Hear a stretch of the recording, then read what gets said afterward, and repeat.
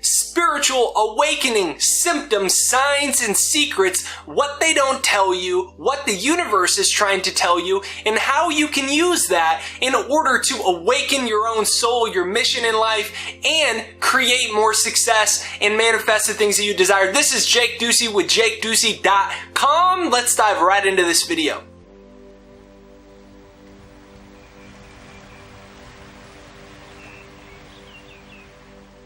Number one, your life seems like it's falling apart. So I can only talk from my own experience on this one. So when I had this spiritual awakening where I realized I'm a spiritual being in a physical body, I realized I only get one life, I'm only alive one time, I might as well make it worthwhile. And what became most important to me was being happy versus trying to be validated by other people, following what everyone else is doing, pursuing society's parameters of what it means to be successful and how to be successful. So here I was a 19-year-old college freshman. I was in economics class. I raised my hand and I asked my teacher why we couldn't audit the Federal Reserve, which seems like a logical question in economics class. There is a lot of questions about the printing and controlling of the US dollar from the Federal Reserve that a lot of people have, and I thought that was a legitimate question. My entire class argued against me because they just wanted to memorize the textbook because we had a test next week. My teacher told me to be quiet and memorize the textbook, and I began arguing with him back and forth.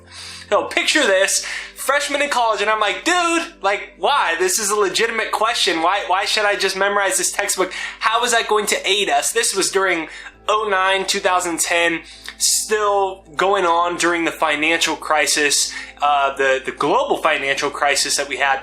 So I'm asking him hey, look, we got this big economic problem. This seems like a legitimate question to me. Could you please tell me why should I just not say anything about it? And all he would say back to me was pretty much, be quiet.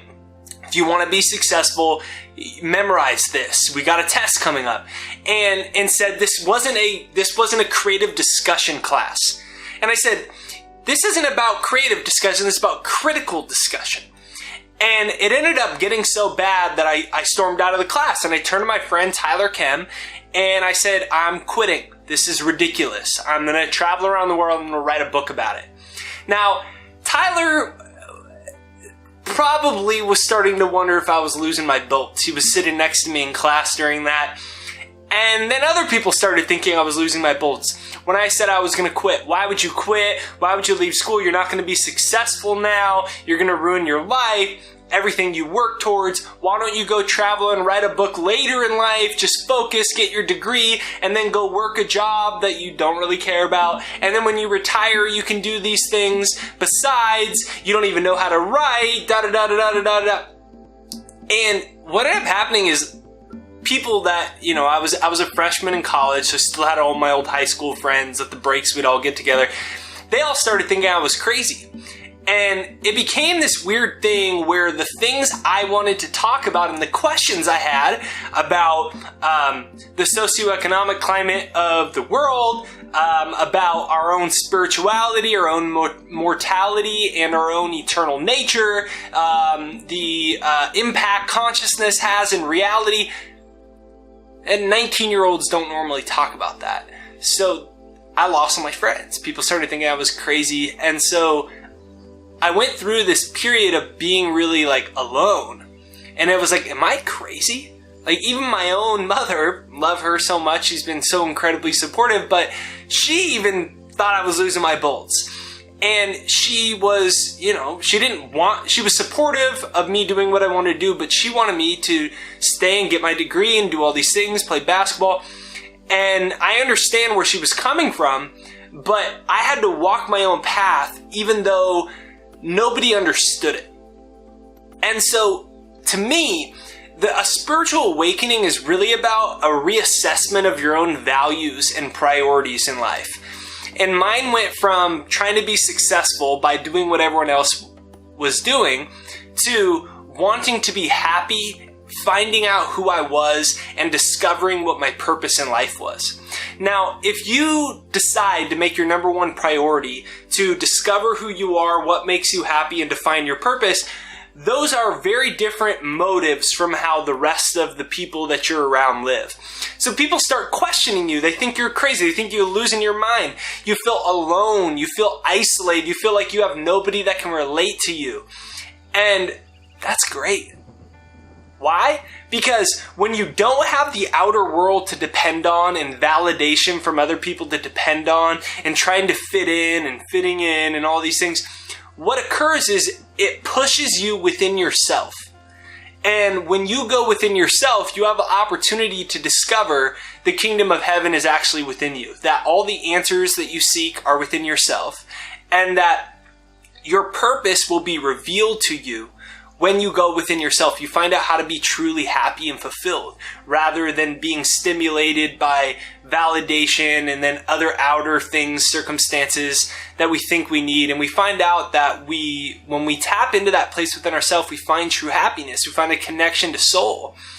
And that's why I actually think it's a good thing that those things occur. And, I got a message recently about someone sharing that they felt like out of place and they didn't feel, and that's good. That's a sign that you're on your spiritual path, because it's an opportunity for you to trust yourself more. When I lost all like those types of relationships, I felt alone, and I could focus on the fact that I felt alone, or I could say, what is this trying to teach me? What is this trying to teach me? What is this trying to show me? What is life trying to reveal to me? Where is the universe trying to push me? In what direction is my soul trying to push me? And I discovered that my soul was pushing me to focus hardcore on writing my first book. I backpacked around the world. I came back and I decided to write my first book. Now, I failed junior English class in high school. I got into college because I was a first team All San Diego basketball player. I copied off of everyone all through school. I was not an academic. Writing a book, I couldn't even write a 3-page double-spaced essay. So it was like this ridiculous concept for me to be able to do it. And it took such an incredible amount of my focus and dedication to get my first book done. Because I had never concentrated on anything really in my whole life. And I didn't even know how to write. Like, I still don't know much about grammar. I still don't know much about like proper Oxford writing structure. But I didn't even know how to write. I'd never even written 10 pages before. And I decided I was going to write my first draft, I don't know, it was maybe 500 pages on the book or something like that. I had never wrote 10 pages. For my junior year in high school, I got kicked out of the English class. So I finished an independent study. And my final project, guess what it was to write an persuasive essay, 2 pages double-spaced, on why Kobe Bryant was better than LeBron James. I got to pick that topic. They let me pick anything that I wanted because I had gotten kicked out of the normal English class, so I was in independent study where there's one teacher and then there's like 40 kids that are all like really a nuisance in the classroom, so they're all like got kicked out of their classes too, so they're all in this independent study.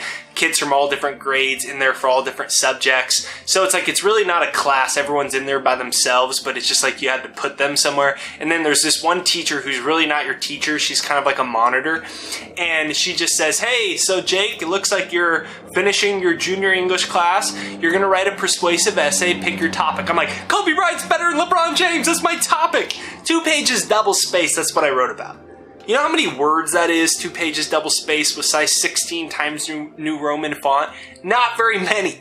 Then I decided I was going to write an entire book only a couple years after that. That was when I was a junior in high school, so I was probably 16 years old. And then I started writing my first book when I was 19, so only 3 years removed from that. And the fact that all my friends started to think I was crazy, I didn't have friends, I couldn't really relate to anyone in my age, and people didn't believe in me, what happened was I didn't have as many distractions because I didn't have like BSing social time over absolutely nothing. I was no longer going out on Friday and Saturday nights partying like you do in college. I wasn't doing that anymore. And at first it felt really uncomfortable, but then I realized, what is this trying to teach me? What is this trying to show me? What direction is the universe trying to push me in? And it was trying to push me in the direction of essentially, to a degree, for a short season of life as a social hermit so I could get my work done. It was excruciatingly difficult to write a book given the credentials that I just shared that I had. I didn't have any, except for passion and an inner vision. And so I had to focus. It took me really long, and I had never really, I thought I had ADD and ADHD, and so I was prescribed stuff and diagnosed that in high school, and I had to break those ideas of myself as someone who couldn't learn and someone who couldn't focus. And so, because when you're trying to write a book on your own and no one thinks you can do it, you start to believe those thoughts, and you're like, maybe I am crazy. And then I'm like, besides, I can't even focus.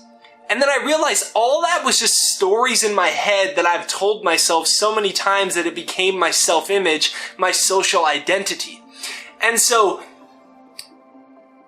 the number one sign that you're having this type of shift is that you're called to something that other people don't understand.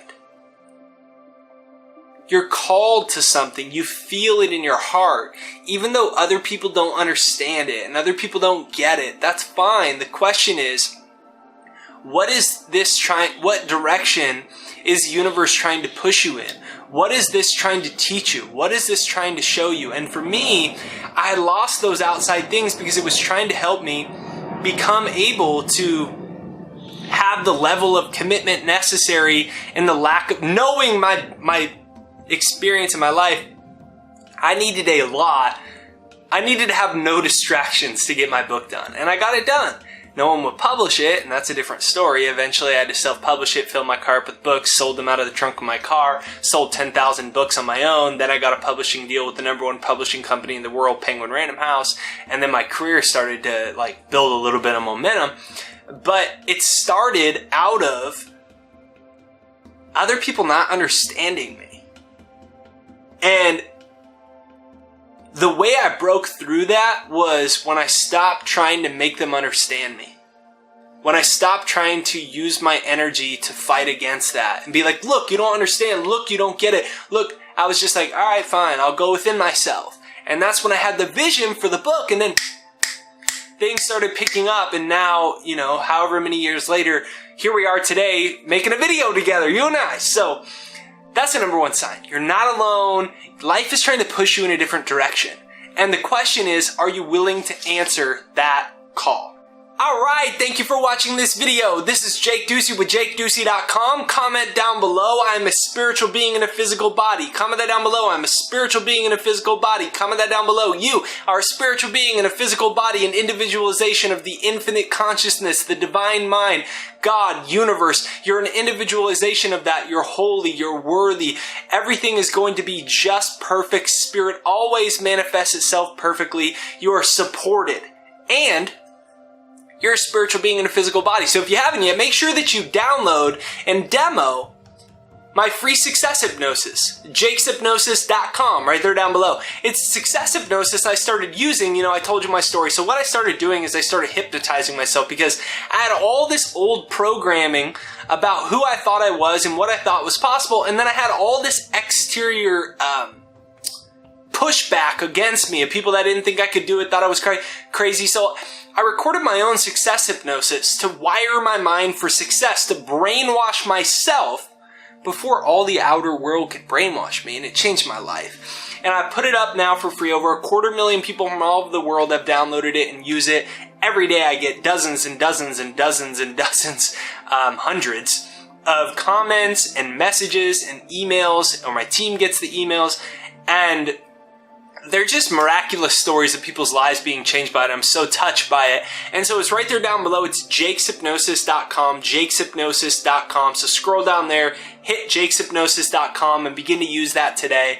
If you have not yet, comment down below. I'm a spiritual being in a physical body. You have a beautiful day. I'll see you on the next video. Hey, thank you for watching this video. Make sure you hit the subscribe button, the bell notification. YouTube actually won't let you know about my videos unless you actually hit the bell notification. So it's right over there. So even if you already subscribed, double check you've actually hit that bell notification right over there on the side. Thank you for watching this video. Make sure you download my free success hypnosis right there down below, jakeshypnosis.com, and I'll see you on the next video.